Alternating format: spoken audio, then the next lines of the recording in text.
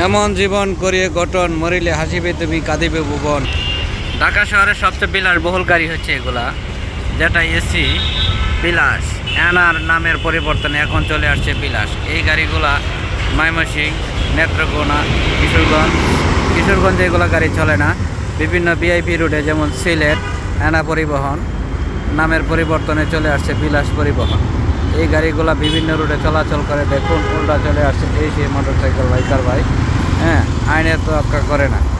AC deluxe গাড়িগুলা এখান থেকে চলাচল করে। প্রিয় বন্ধুরা, এই যে শৌখিন ময়মনসিংহের শৌখিন পরিবহন বিভিন্ন রুট থেকে ময়মনসিংহ, নেত্রকোনা, কেন্দ্র, কলমাকান্দা বিভিন্ন রুটের গাড়িগুলা, শেয়ারপুরের গাড়িগুলো এখান থেকে তারা হয়। মহাকালী টার্মিনাল, এই যে তোয়াক্কা করে না এই রিক্সাগুলা, উল্টা পথে চলবে, বিশৃঙ্খলা সৃষ্টি করবে। এটার তার বাস্তব উদাহরণ, বাস্তব নমুনা। প্রিয় বন্ধুরা, এই যে চলছে শৌখিন ইসলাম পরিবহন, বিভিন্ন রুটের গাড়িগুলো এই রুট থেকে যাতায়াত করে। এই যে গ্যাস সিএনজি পাম্পে রয়েছে দাঁড়িয়ে গ্যাসের জন্য দৈনন্দিন সমস্যা হয়েছে এই গ্যাস।